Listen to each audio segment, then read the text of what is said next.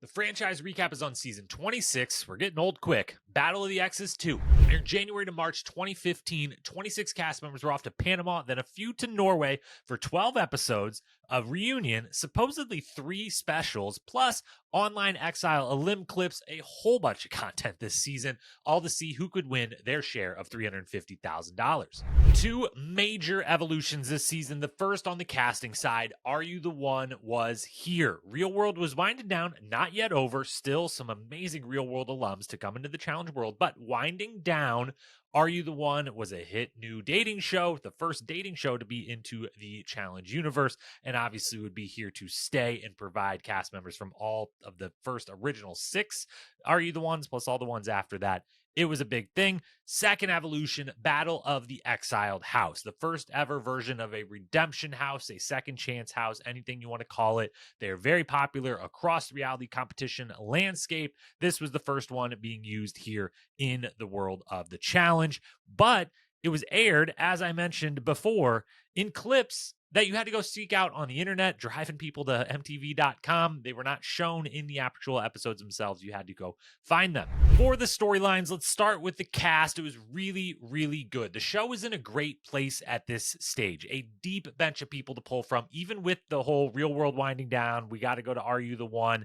It wasn't fully out of desperation yet. It was a good foresight of we got to start getting some more people, some more feeder system here, but it was a deep, deep bench at this point. And so this cast is loaded with all of your Era 2 and Era 3 greats, a lot of the biggest names.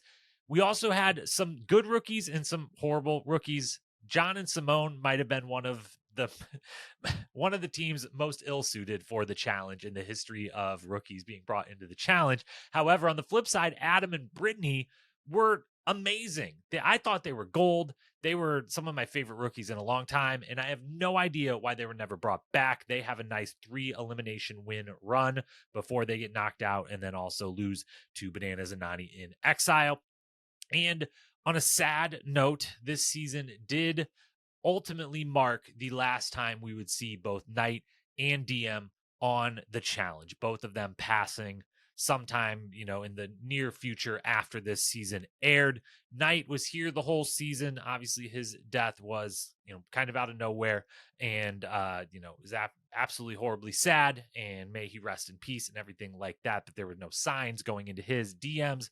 The cancer had come back. We see her exit this season for medical reasons, and we kind of know that it's not looking good. And ultimately, we'd find out after the show ends that she did pass, and now she is our challenge angel looking over the franchise from above. So a sad note to go back to these seasons and both, be able to see these two, but also remember that this was the last time we were going to get to see these two. Romantically, there was not a lot going on this season, which is, I guess, not that surprising considering it's an Exes season. So, you have to spend all your time with someone you already tried dating and it didn't really work out.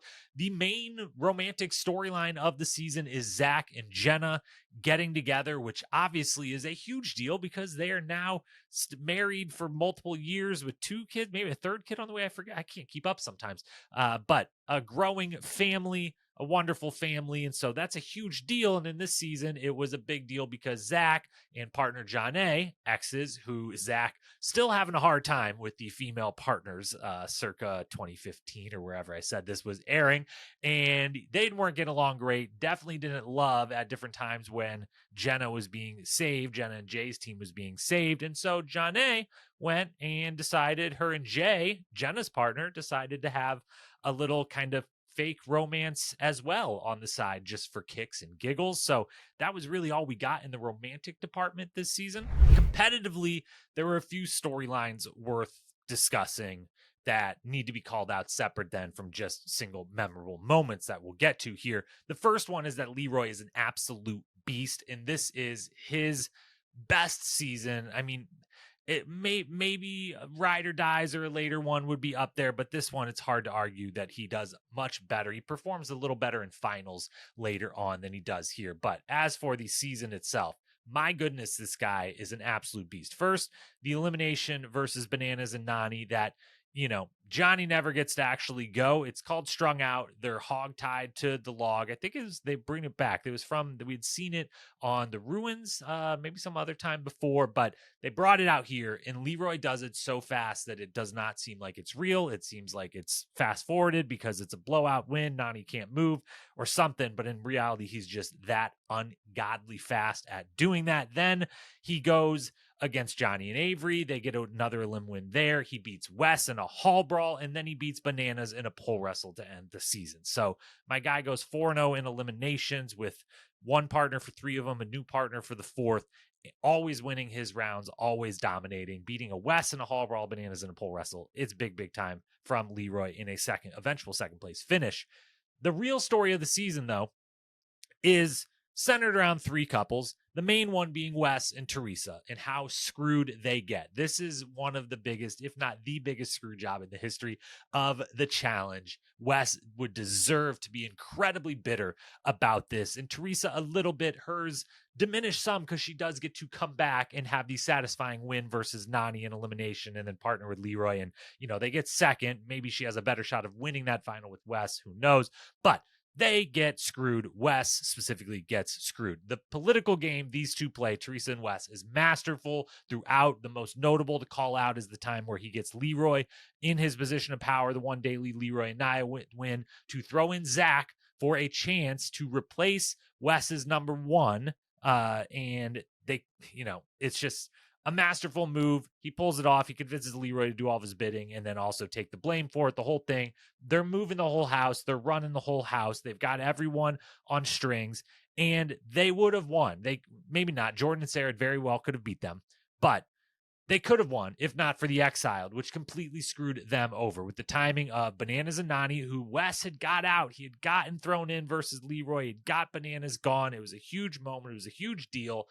And then they come trotting back in, one of the more famous scenes, them trotting back in, Wes's face, just losing everything, and just, it's over very quickly. They come in. Not only are they screwed by these two coming back into the house at late in the game, but then the next daily challenge is the first one and only one all season that you can gang up and get one team out at a time. Everyone gangs up on Wes and Teresa, forcing them to get last and go straight into elimination, where they're then, because of a betrayal of some sorts by Sarah and Jordan, pitted against Leroy and Nia, and they lose.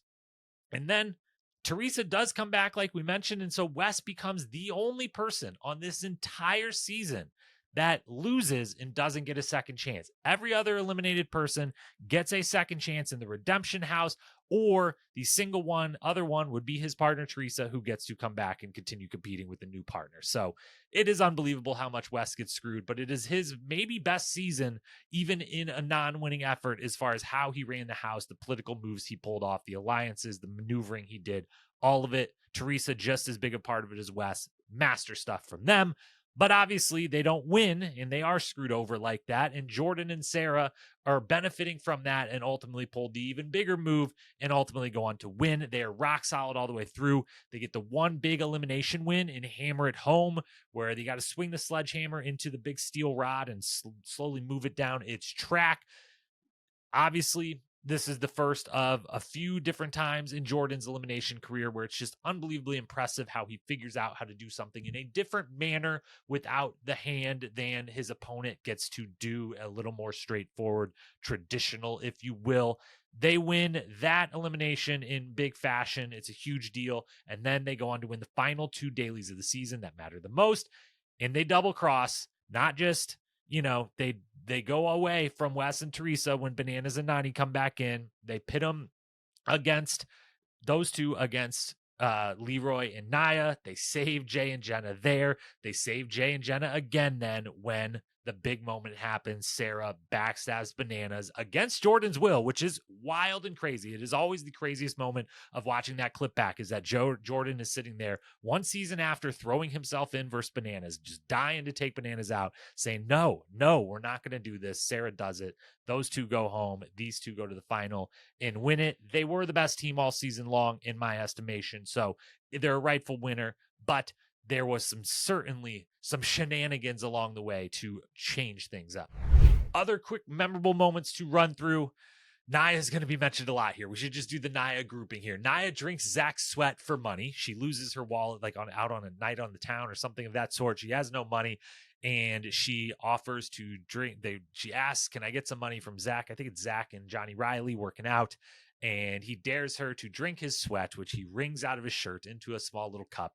And she does it. I forget if it's for $20 or $50. It does not matter. It is disgusting. Of all the disgusting things that have been eaten and drank in the history of the challenge, this might be number one. And it was voluntary for like $20. Disgusting. Then we get another Nia moment, the second of three we'll reference here. At the end, when we mentioned before, she gets thrown in with Leroy against Wes and Teresa, even though Jay and Jenna are sitting right there and Bananas and Nani had just come back in the game.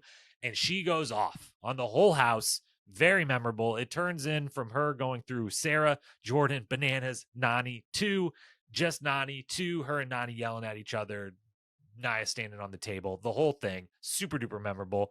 Then we get the third and final Nia moment, the not very good one. Once they're going to the finals, they've moved locations. They're in the hotel room. She's still very upset. She's still very mad at her former roommate from Real World and now the one that threw her into that final elimination, Jordan. She crosses the line verbally, physically, ends up getting sent home. We already said Sarah throwing in Bananas. We'll say it again just because it is the iconic moment of the season, obviously with everything that would happen a couple seasons later to kind of finish that story. Teresa versus Nani in pole wrestle, the final elimination before the final when Teresa comes walking back in to join Leroy and save him from having to go home. Thankfully, he's got multiple exes, some very funny commentary about that. And then Nani and Teresa, the rivalry gets to do a very fierce, unbelievable pole wrestle battle that Teresa gets the win in. And finally, in that final, Jay can't drink the drink. You know, if you listen to my All-Stars 4 coverage, I really enjoyed Jay on Exes 2. I really was glad he got to come back and redeem himself and loved him on All-Stars 4, but he couldn't drink the drink here. A very, very famous challenge moment. It's an up and down season, but I've always really enjoyed it on rewatch. This was kind of my favorite when back a couple years ago, I was deep in the Pluto days. They had a challenge channel on Pluto. You flick it on, they're just showing marathons of the challenge. They would always have like 5 or 6 seasons they were rotating through. And I was always pumped when it was a day that Battle of the Exes 2 was on. I thought it was one of my favorite of the ones they picked. They didn't pick very well, if we're being honest, of those seasons. So I like it on rewatch. It's up and down. I'm a big Sarah fan. I like seeing her win. It felt deserved. I'm going to go with the top of the good tier with the grade here. We're giving it a solid B. Thanks for watching. Don't forget to subscribe so you don't miss the upcoming Battle of the Airs coverage. Be back tomorrow with Bloodlines.